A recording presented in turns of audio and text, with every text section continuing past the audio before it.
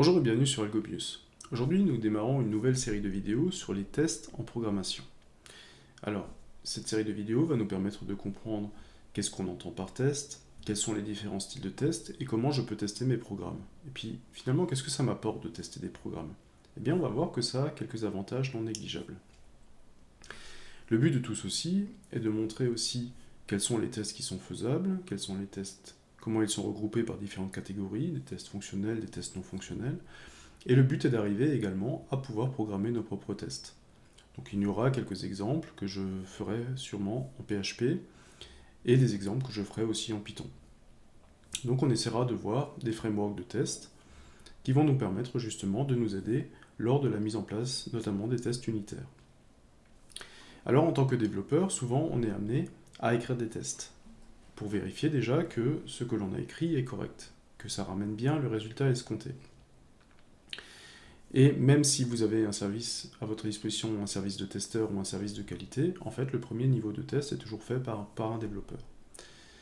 Moi qui suis développeur par exemple, je n'ai jamais participé vraiment à un service qualité où je n'ai jamais été testeur, vraiment à proprement dit, mais les tests ont toujours fait partie intégrante de mon travail. J'ai toujours eu à écrire des tests au niveau de l'intégration continue qui ont permis de tester des bouts de code pour voir si tout cela fonctionnait. Et donc, nous allons voir que c'est une partie finalement qui est essentielle pour le développeur pour être sûr que la qualité de ce qui est produit, en fait, est au niveau. Donc nous allons voir directement que signifie tester en programmation. Eh bien en fait les tests permettent de s'assurer que le produit en question fournit bien les résultats escomptés.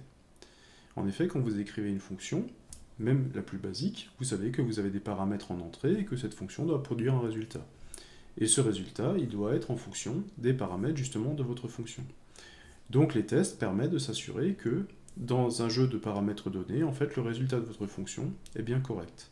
Ou alors que l'objet que vous avez créé en programmation objet correspond exactement à son utilisation. Si je l'utilise de telle manière, je m'attends à ce qu'il réagisse comme cela, eh bien les tests vont encore une fois permettre de voir si c'est bien le cas.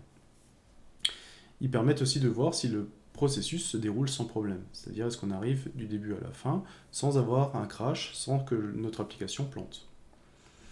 Quand je parle de test, justement, je ne parle justement pas de test au niveau sémantique du langage de programmation, puisque vous savez qu'à partir du moment où un langage de programmation est interprété ou compilé, de toute façon, les erreurs syntaxiques sont déjà mises en évidence par le compilateur ou par l'interpréteur. Donc quand on parle de test, c'est vraiment des choses qui ne sont pas détectables par le compilateur. Donc ils mettent à jour des éventuels défauts de conception également. Donc ça peut être des passages de paramètres qui ne sont pas dans le bon ordre entre la fonction appelante et la fonction appelée. Ça peut être des choses qui peuvent être mises comme ça, ou alors ça peut même être des problèmes d'architecture qui vont nous montrer par exemple que l'architecture d'une application est mal pensée et qui nous fait perdre énormément de temps. On a des goulots d'étranglement à gauche et à droite, et donc en fait qu'il faut peut-être repenser les choses pour avoir une solution plus optimale. Et ça, on peut le voir, on peut le mettre en évidence aussi au travers des tests. Alors les tests ne vont pas nous dire comment résoudre le problème, mais vont mettre en évidence justement des points de blocage dans notre application sur lesquels il faudra peut-être revenir et réfléchir un petit peu plus en profondeur pour améliorer les choses. Donc leur but est d'identifier les erreurs et les lacunes du programme ainsi que les fonctionnalités manquantes.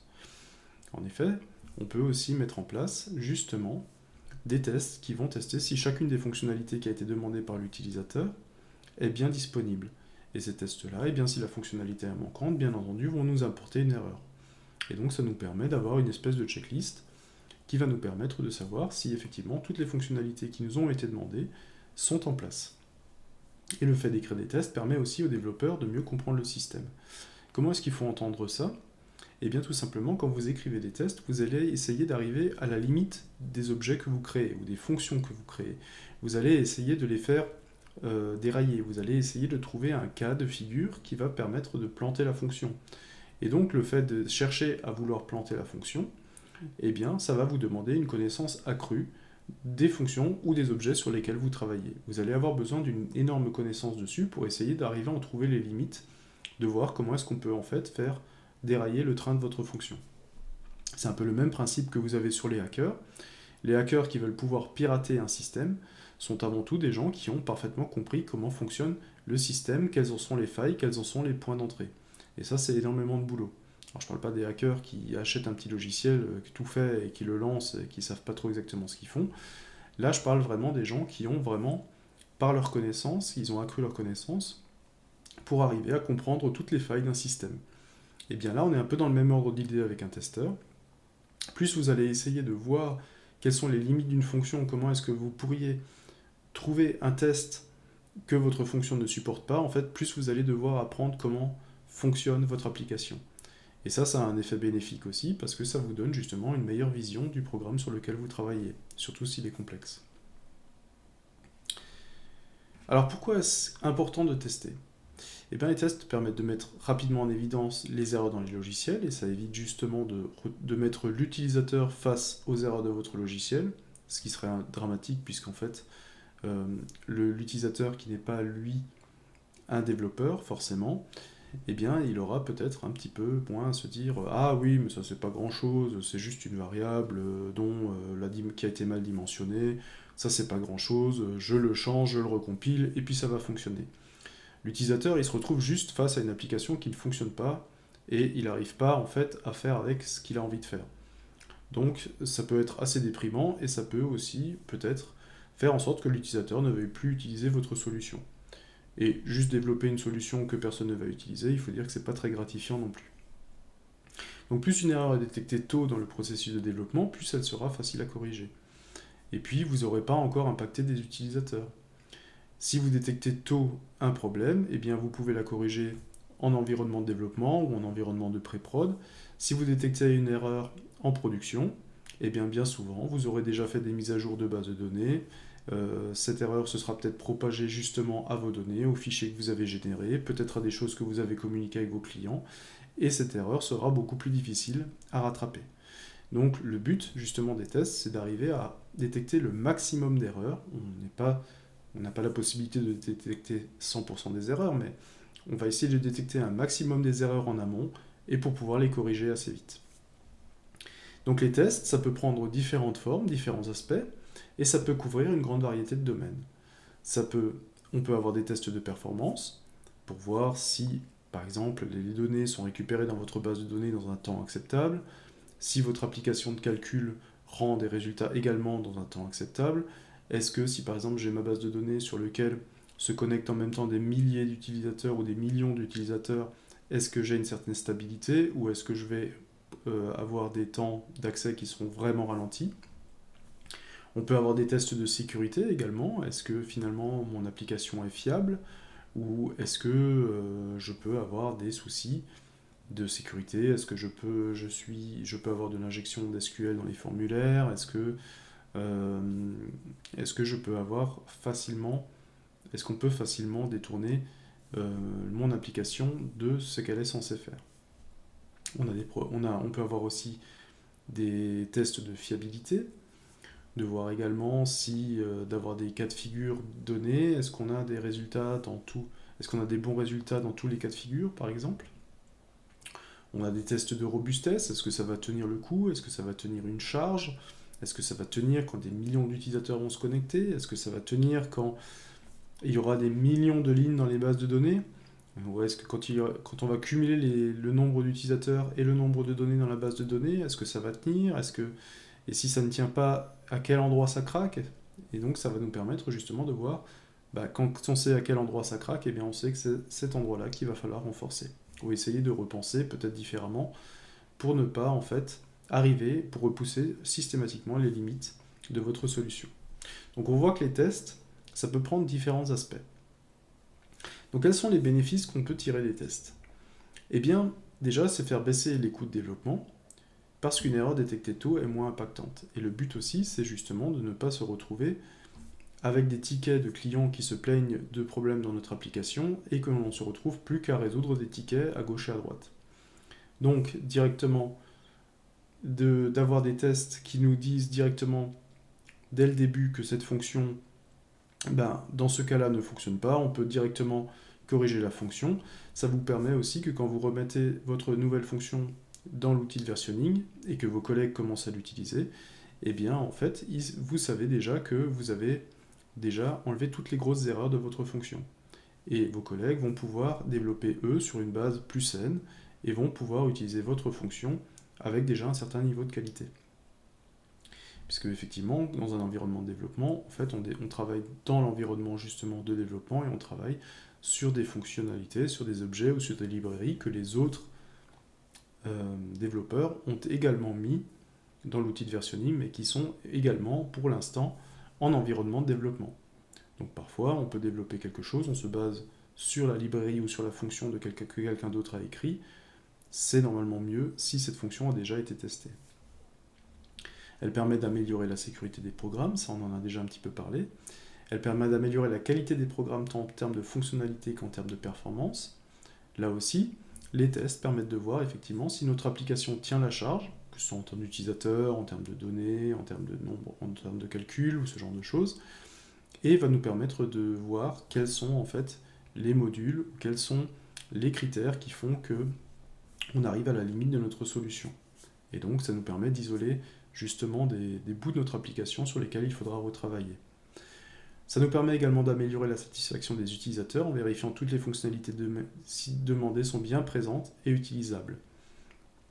En effet, ça c'est quelque chose de très important aussi, de donner à l'utilisateur final quelque chose d'assez fiable, de correct, qu'il va pouvoir utiliser directement.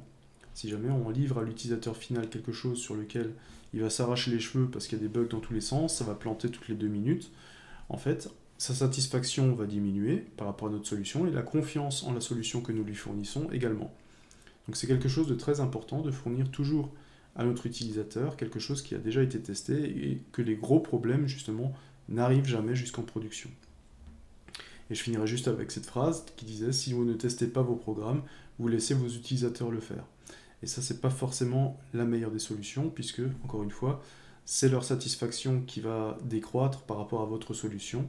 Et à partir d'un moment où l'utilisateur n'a plus confiance ou ne veut plus utiliser votre solution, eh bien, c'est une solution qui va finir à la poubelle. Donc, c'est pas le but.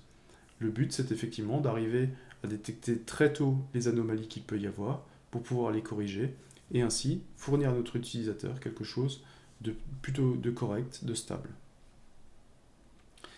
Donc, ce qu'on peut résumer un petit peu au niveau des tests, pour un développeur, eh bien, il existe ce qu'on appelle le cycle vicieux des tests, tout simplement. C'est de se dire à un moment donné, eh bien, les tests vont me faire perdre du temps. C'est peut-être pas la peine que j'en fasse, ça va me faire perdre du temps. Et moi, de toute façon, je suis développeur, donc je développe. Mon boulot, c'est pas les tests.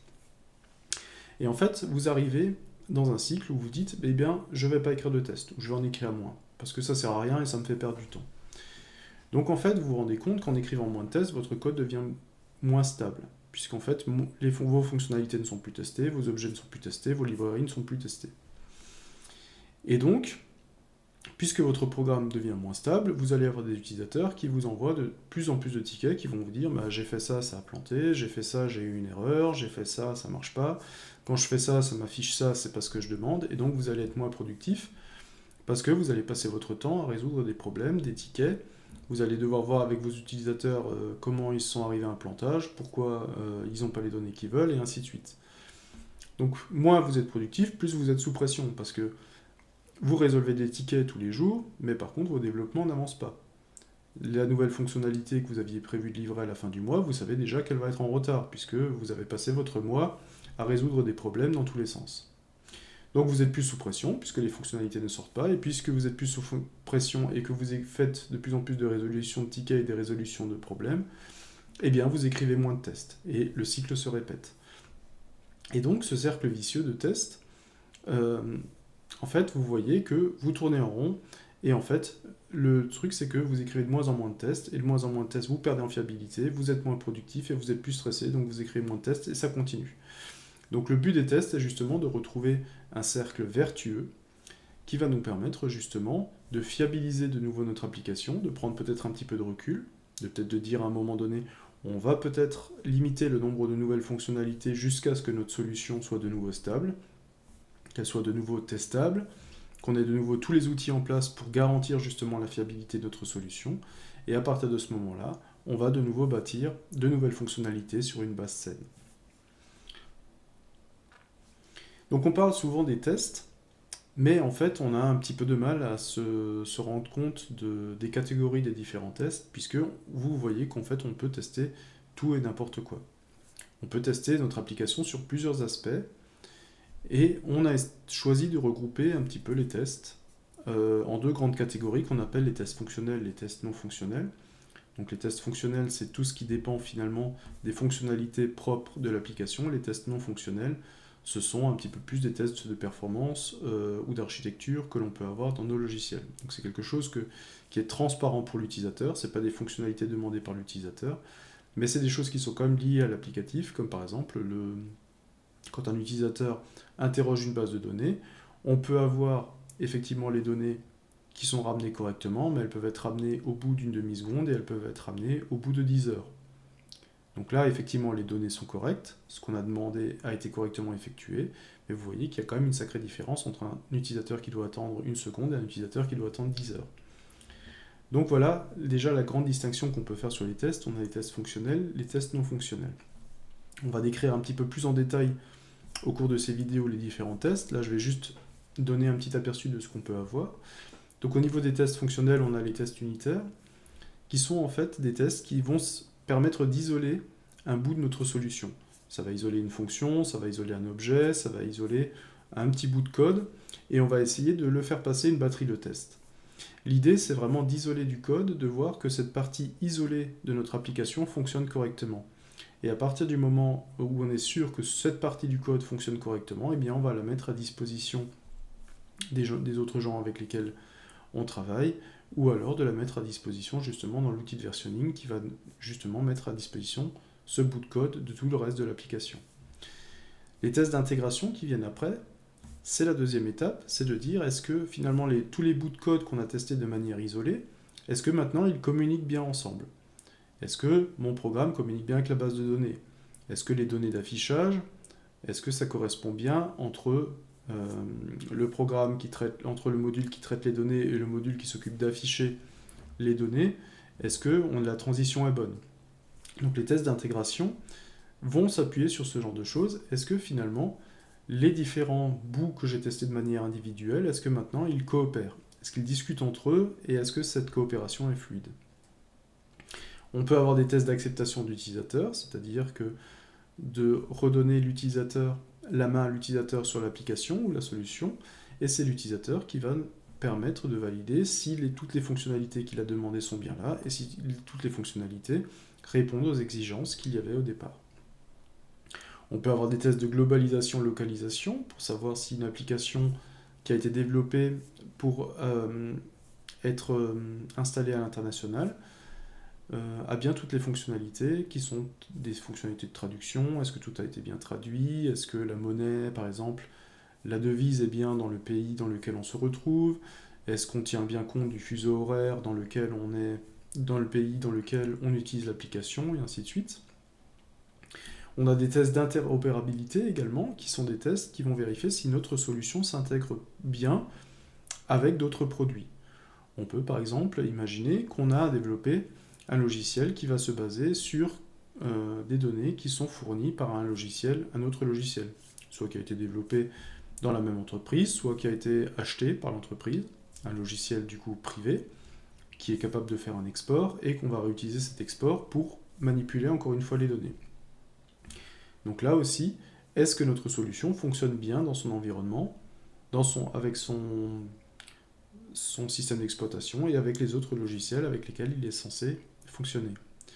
Pour les tests non fonctionnels, c'est un petit peu différent, c'est qu'on ne tient plus compte effectivement de la fonction finalement de la solution, mais plutôt de ses performances. Comment est-ce qu'elle va marcher? Est-ce qu'elle va répondre dans un délai qui soit acceptable? Est-ce que si jamais je la charge en utilisateur ou je la charge en données, est-ce que ça craque ou est-ce que ça tient? Pareil, c'est des tests de volume par exemple. Est-ce que finalement, d'un point de vue développeur derrière, est-ce que notre solution évolue facilement? Est-ce que l'architecture a été pensée justement pour évoluer? Est-ce que je peux rajouter des nouvelles fonctionnalités facilement? Ou à chaque fois, est-ce que je galère en passant par des lignes et des lignes de code pour essayer de recomprendre où est-ce que je pourrais mettre ma nouvelle fonctionnalité? Ça, c'est des choses que l'utilisateur ne voit pas forcément, Mais par contre, c'est quelque chose qui va quand même freiner votre solution quand vous allez devoir rajouter de nouvelles fonctionnalités.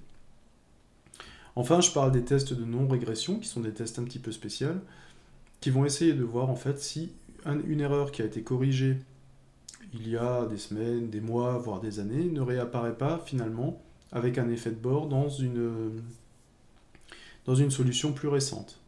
Donc ça, c'est quelque chose qui peut arriver, d'avoir une erreur sur laquelle on a travaillé, qu'on a corrigée, et puis finalement, une nouvelle évolution de notre solution réintègre cette erreur dans notre code.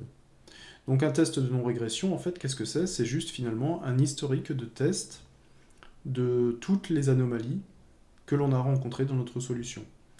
Alors, c'est pas forcément la peine de la lancer systématiquement à chaque fois que vous voulez remettre votre solution dans l'outil versionning, mais le relancer une fois de temps en temps, une fois par semaine, une fois par mois peut-être, de vérifier en fait si tous les bugs historiques, tous les problèmes que l'on a rencontrés et sur lesquels on s'est cassé les dents, ne sont pas réapparus.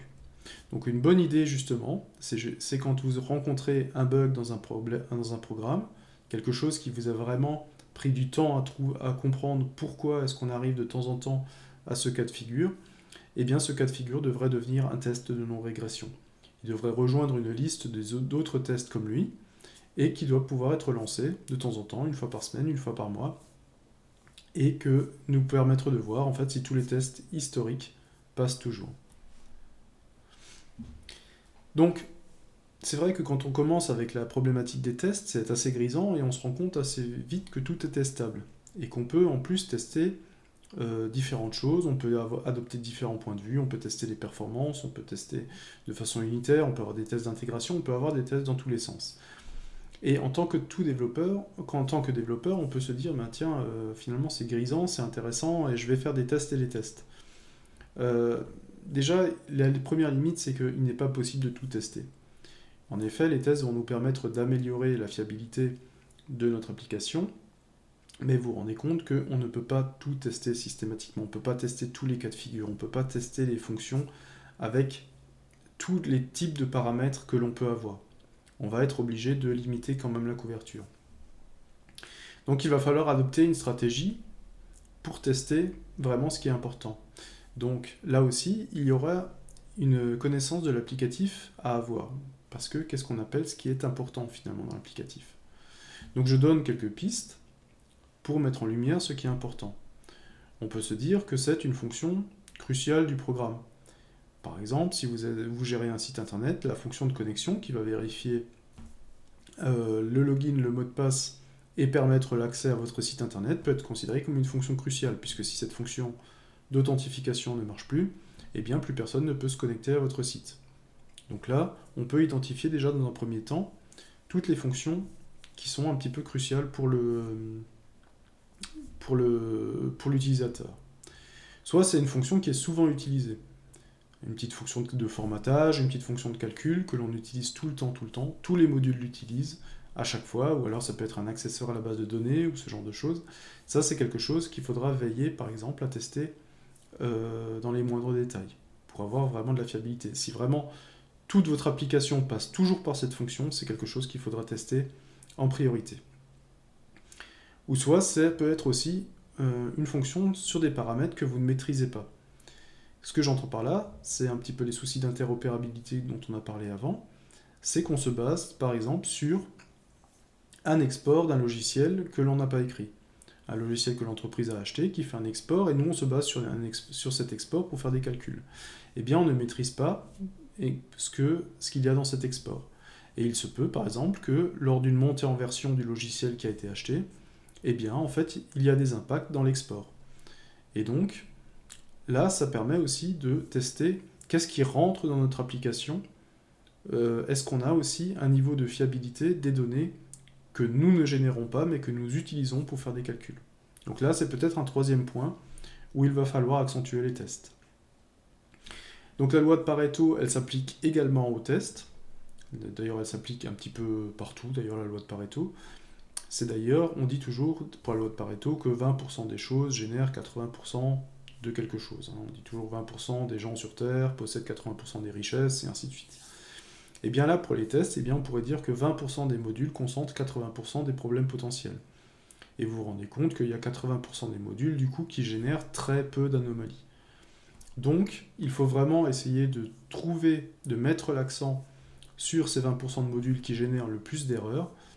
Et pour trouver ces 20% de modules, encore une fois, les développeurs vont devoir avoir une meilleure connaissance de la solution, de l'application qu'ils gèrent. Et donc, la façon de mettre en place des tests va encore une fois améliorer cette notion d'information. Les développeurs vont devenir de plus en plus des experts des applications qu'ils gèrent.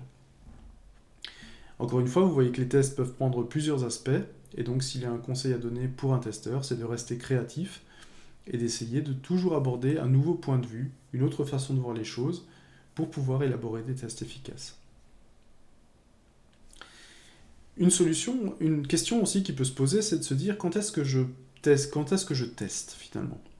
Alors historiquement, avant les développements commençaient à partir d'un cahier des charges qui était fourni par un utilisateur, et on se disait que les tests, on les ferait quand on aurait le temps, à la fin du développement. Alors, ça a deux points noirs, c'est que très souvent, la date butoir arrive bien plus vite que prévu, et que finalement on se retrouve à développer jusqu'au dernier moment, ou jusqu'à la dernière semaine, avant de livrer. Si ça se trouve, on a encore des soucis, des bugs à corriger, et finalement, en fonctionnant comme ça, on peut se dire, les tests, finalement, c'est pas le plus important. Le plus important, c'est de livrer quelque chose qui marche à l'utilisateur. Et donc, on se retrouve finalement à livrer peut-être une solution qui n'a pas été testée, on n'a pas vérifié la robustesse, on n'a pas vérifié la fiabilité. Et le deuxième point noir de ce genre de solution, c'est qu'on se retrouvait à tester énormément de fonctionnalités d'un coup. En effet, on pouvait commencer à tester, on développait pendant 6 mois, une équipe développait pendant 6 mois, et au bout d'un moment, on se mettait à tester, et on retrouvait en fait tous les problèmes d'un coup. Une fonction qui posait problème, en fait, elle aura des répercussions finalement partout où elle sera utilisée. Alors que si on avait fait des tests unitaires et qu'on l'avait testé de manière isolée, on aurait pu isoler déjà énormément d'anomalies. Donc là, on va se prendre en fait d'un coup tous les problèmes de notre applicatif. Donc on s'est rendu compte que tester à la fin, c'était beaucoup trop tard. La meilleure des solutions est de mettre en place justement les tests en parallèle du développement. À chaque fois que vous écrivez quelque chose, vous écrivez un test, on teste la fonction, on teste le module, on teste l'objet, et ça nous permet justement d'avoir déjà une bonne vision, de fiabiliser les petites briques les unes après les autres, et c'est ensuite en mettant les briques ensemble, finalement, on aura déjà beaucoup moins de problèmes. Donc il est même possible de travailler en binôme, l'un programme les tests dans l'autre.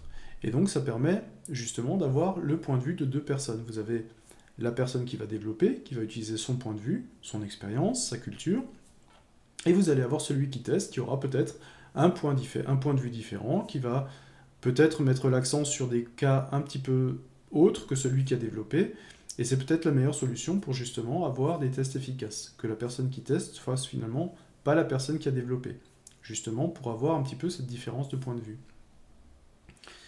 Et donc ce qu'on parle en plus, en ce moment, de plus en plus, c'est de TDD, Test Driven Development, qui est justement une façon de faire les tests avant même de faire un développement. L'idée, c'est de mettre en place des tests qui devront passer le jour où la fonctionnalité existera. Et donc, en fait, ces tests, tant qu'ils ne sont pas validés, c'est que la fonction ne répond pas à toutes les exigences de l'utilisateur. Encore une fois, plus loin dans cette vidéo, on détaillera un petit peu plus le Test Driven Development et on essaiera de voir un petit peu comment le mettre en place. Et ironiquement, c'est vrai que quand on parle des tests, on dit souvent que les 3 moments pour tester sont avant, pendant ou jamais.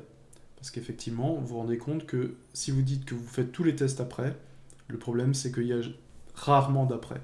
Puisque vous allez avoir une date butoir, vous allez avoir besoin que les fonctionnalités marchent pour cette date butoir, et vous allez vous rendre compte en fait que finalement vous allez devoir développer jusqu'à la fin, et finalement les tests vont peut-être passer à la trappe. Donc, essayez au maximum d'avoir les tests en parallèle de la partie développement. C'est d'ailleurs un petit peu ce qu'essaient de mettre en place en ce moment les méthodes agiles. C'est des cycles de développement beaucoup plus courts, justement pour qu'on puisse faire en parallèle justement les tests directement de nos développements. Donc ça s'intègre très très bien. Le Test Driven Development ou alors les tests en parallèle du développement, c'est quelque chose qui s'intègre très bien aux méthodes agiles. Donc il y a encore deux façons de tester qui peuvent être testées manuellement ou testées en automatique. Alors qu'est-ce que c'est que tester manuellement? Tester manuellement, c'est de prendre un utilisateur, l'asseoir devant votre solution et lui demander d'effectuer des scénarios. C'est-à-dire de rentrer telle donnée dans un formulaire, de valider, de voir ce qui se passe et de faire un retour. De dire voilà, j'ai utilisé telle fonctionnalité, je l'ai utilisé comme ça, comme ça, comme ça. Ça a marché, par contre, je l'ai utilisé comme ça et avec tel paramètre, et là j'ai eu un problème. Donc on se rend compte que tester manuellement, ça prend énormément de temps, en plus de monopoliser une personne qui va faire un travail peut-être pas forcément intéressant.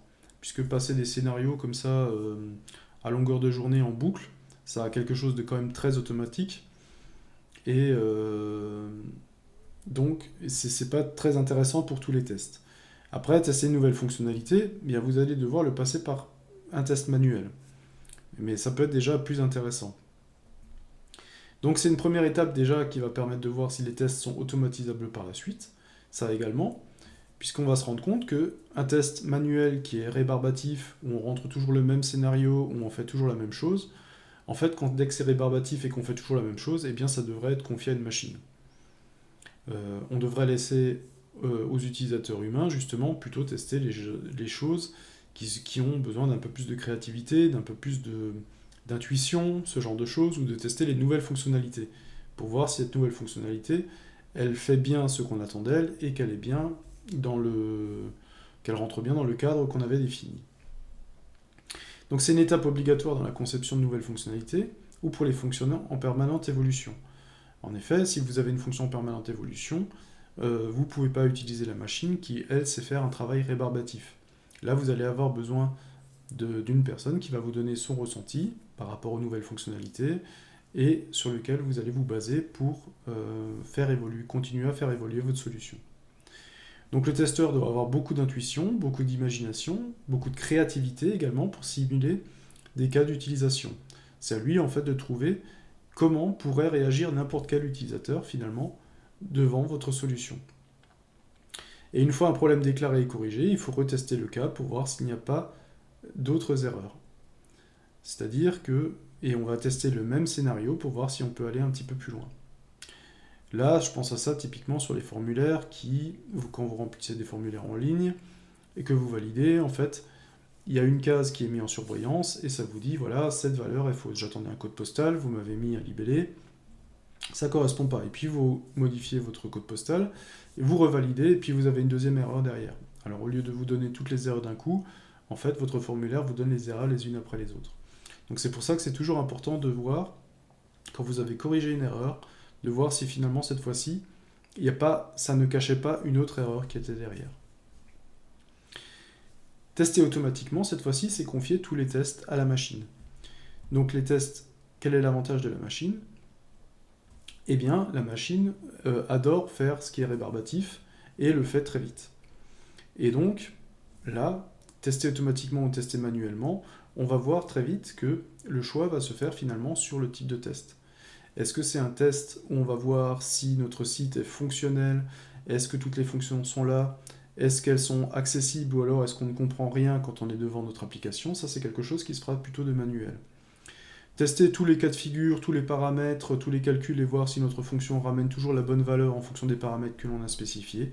Ça, ce sera un test qui sera plutôt facilement automatisable. Donc les tests automatiques font gagner du temps et de la main-d'œuvre puisque vous ne bloquez pas une personne. Vous pouvez lancer les tests automatiques n'importe quand dans la journée ou la nuit. La machine va juste boucler dessus et faire tous les tests qu'il est possible de faire. Et une fois mis en place, en fait, vous n'avez plus beaucoup de travail à faire. Une fois que vous avez mis en place des tests automatiques, il suffit de les lancer à intervalles de temps réguliers pour être sûr que votre solution passe correctement tous les tests. Donc les tests automatiques sont recommandés dans le cas des systèmes stables, c'est-à-dire qu'ils n'évoluent plus dans le temps, c'est-à-dire que la fonctionnalité ne fait pas autre chose toutes les semaines, et surtout dans les tests de non-régression. On avait vu que les tests de non-régression permettaient de voir justement qu'on n'avait pas une erreur qu'on avait déjà corrigée dans le passé qui survient de nouveau dans la dernière version.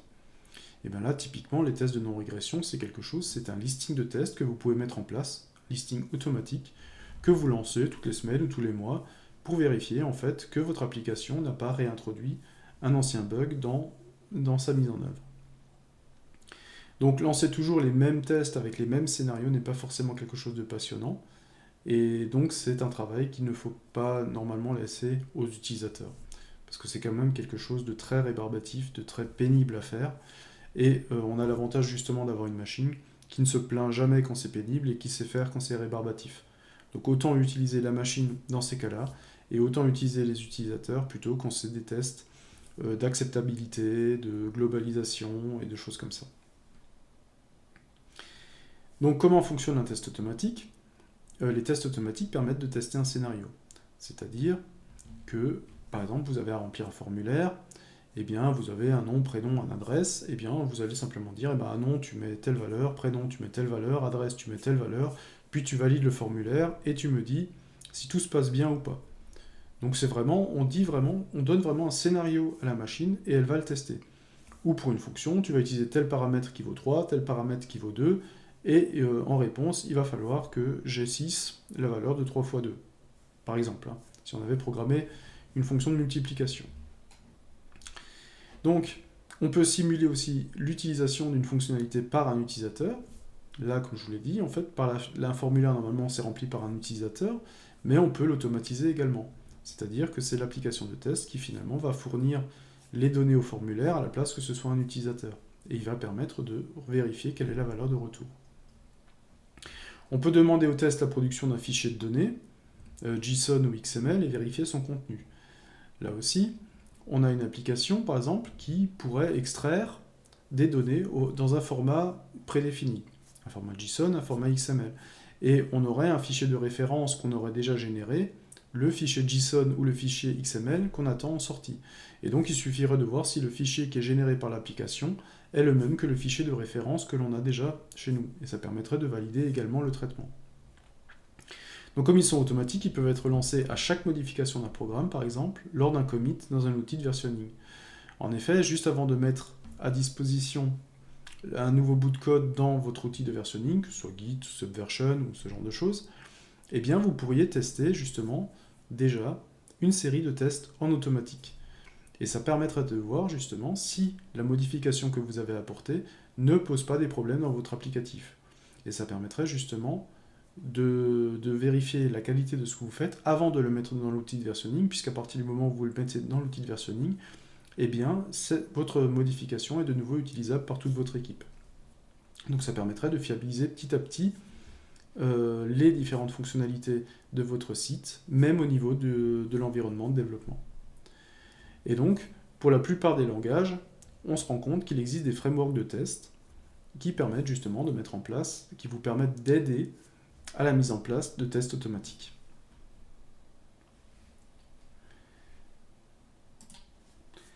Voilà pour cette première vidéo qui couvre un petit peu les tests. J'espère avoir répondu aux questions de base sur les tests, notamment de pourquoi est-ce qu'on teste, quels sont les principaux avantages des tests, et on a vu un petit peu quels peuvent être les différents tests, fonctionnels, non fonctionnels, et aussi qu'on pouvait les répartir en tests manuels qui sont toujours faits par un utilisateur, par une personne, et les tests automatiques qui peuvent être lancés par la machine de manière automatique, rébarbative, et qui s'occupe justement de faire tout ce qui est mise en place de scénarios, et qui va toujours tester de la même façon. Donc dans les prochaines vidéos, ce que nous allons voir, c'est que nous allons détailler un petit peu les différents tests que nous avons vus. La prochaine vidéo va s'attacher par exemple aux tests unitaires, qui sont les tests qui sont le plus faits justement par les développeurs. Donc je vous le rappelle, c'est les tests unitaires, c'est des tests où on isole finalement un bout de code, une fonction, un module, un objet, et on regarde si lui tout seul déjà fonctionne correctement avant de l'intégrer aux autres modules de notre projet. Et puis on essaiera de voir ensuite comment ça évolue, comment est-ce qu'on peut passer sur d'autres tests, et finalement on essaiera de voir aussi comment utiliser un framework pour programmer nos propres tests unitaires. Donc on a encore pas mal de pain sur la planche, et donc je vous donne rendez-vous à très vite pour continuer l'aventure à travers les tests en programmation. Bonne journée!